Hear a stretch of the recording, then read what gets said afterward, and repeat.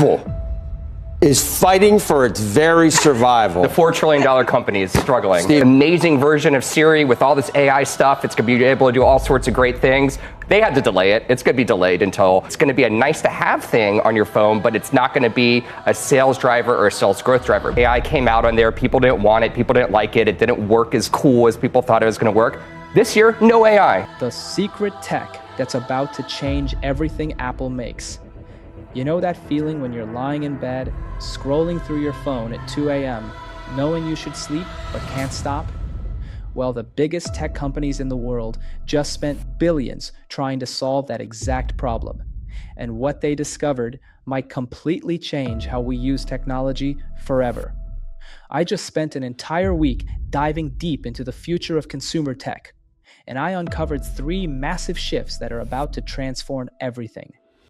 First, there's a secret war happening right now to cure our phone addiction, and the solutions are wilder than you think. Second, the AI assistant battle is taking a bizarre turn that nobody saw coming.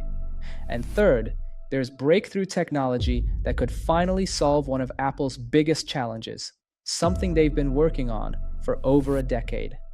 Apple makes you know that feeling when you're lying in bed, scrolling through your phone at 2 a.m., knowing you should sleep but can't stop? Well, the biggest tech companies in the world just spent billions trying to solve that exact problem, and what they discovered might completely change how we use technology forever. I just spent an entire week diving deep into the future of consumer tech, and I uncovered 3 massive shifts that are about to transform everything. First, there's a secret war happening right now to cure our phone addiction, and the solutions are wilder than you think. Second, the AI assistant battle is taking a bizarre turn that nobody saw coming. And third, there's breakthrough technology that could finally solve one of Apple's biggest challenges, something they've been working on for over a decade. But here's where it gets really interesting. While everyone's focused on the obvious stuff, I discovered something that completely changes the game. There's a pattern emerging that shows exactly where Apple and other tech giants are heading, and once you see it, you can't unsee it. Let me start with the most shocking discovery. Remember those old BlackBerry phones with physical keyboards? Well, they're making a comeback, but not in the way you'd expect. There's this company creating physical keyboards that attach to modern smartphones using MagSafe technology. But here's the twist.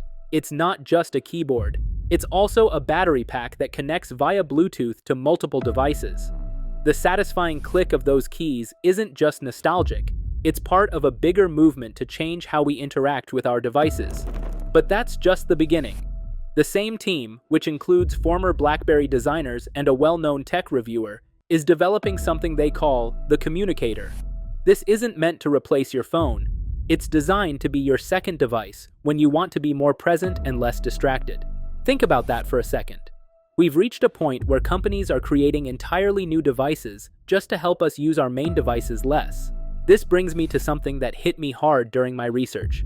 Every night, millions of us do the exact same thing. We check our phones right before bed and immediately when we wake up. It's become so automatic that we don't even think about it anymore. But there's a startup that just released something called the Dreamy, a bedside device that's specifically designed to break this habit. Now you might be thinking, why not just put my phone in another room? But here's what's clever about this approach. The Dreamy isn't trying to replace your phone entirely. It's a glowing clock that also plays music and will soon support podcasts. It even tracks your sleep quality. The key difference? It doesn't have apps. It doesn't have notifications. It can't suck you into a 2-hour social media spiral when you just wanted to check the time. This is part of a massive trend I noticed everywhere. Companies are desperately trying to find ways to track and improve our mental health, not just our physical health. Our smartwatches and phones already monitor our steps, heart rate, and calories burned. But the next frontier is all about our emotional well-being. I came across headbands that track brainwaves, cameras that analyze facial expressions and voice tones, and even smart rings designed to monitor mood fluctuations. One particularly interesting device is called the Mentor Ring 2.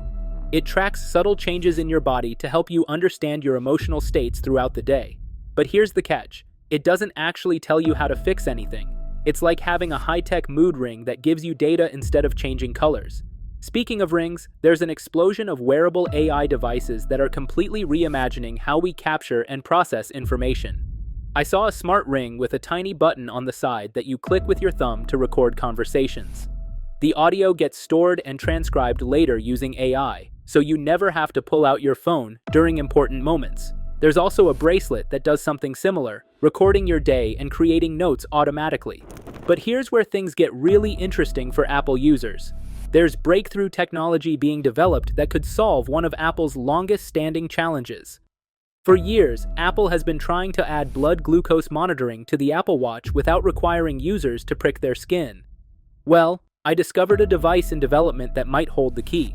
It's called the Isaac, and instead of pricking your finger, you simply blow into it. It detects something called acetone breath, which is a common indicator in diabetics.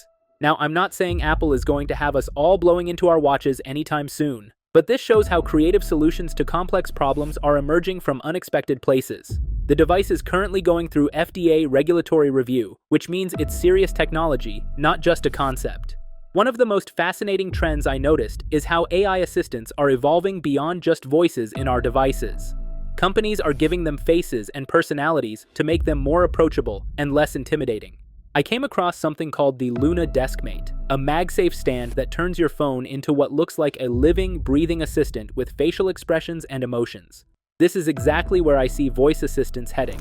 Apple has been working on desktop robotics, and research shows they've created prototypes that look like animated desk lamps with personalities. The days of talking to a faceless voice might be numbered. We're moving toward AI companions that feel more like helpful friends than cold technology. The push to make technology more human extends beyond just AI faces. I discovered an incredible innovation for the blind community, the Pocket Dot. This device attaches to the back of phones using MagSafe and translates everything on the screen into real-time braille. Users can feel what's on their screen instead of always relying on voice readouts. It also functions as a braille keyboard for input. For those who love turning their living rooms into art galleries, there's an app called Liquid Canvas Art that transforms any TV into a digital art display. You can show animated artwork or use it as a connected picture frame to share photos with family members. It works across different TV brands and platforms, not just Apple devices. The tracking technology space is also evolving rapidly. Companies are now building Find My compatibility into everything from luggage to pet collars to camping gear. This suggests Apple might be preparing to expand their AirTag lineup with new form factors and capabilities, something industry insiders have been predicting for a while. But here's the real question that kept running through my mind during all of this research. Are we solving the right problems? We're creating devices to help us use our phones less, AI assistants with cute faces to make us feel less lonely, and mood tracking rings to tell us what we already know: that modern life is stressful. What struck me most is that we're at a turning point. Technology companies are finally acknowledging that the devices they created might have gone too far in capturing our attention. The solution isn't to abandon technology altogether, but to reimagine our relationship with it. Instead of devices that demand constant attention, we're moving toward technology that knows when to step back. This shift is happening at a perfect time for Apple. The company is approaching its 50th anniversary, and if history teaches us anything, it's that Apple tends to mark major milestones with revolutionary products. The patterns I'm seeing suggest we're on the verge of a fundamental change in how we interact with technology. The future isn't about having more powerful phones or faster processors. It's about technology that enhances our lives without dominating them. It's about AI that feels friendly rather than threatening. It's about health monitoring that goes beyond counting steps to understanding our emotional well-being. And it's about finding the right balance between staying connected and being present. As I reflect on everything I discovered, one thing becomes crystal clear. The next decade of technology won't be defined by what our devices can do, but by what they choose not to do. The most innovative companies aren't just asking, can we build this? They're asking, should we build this?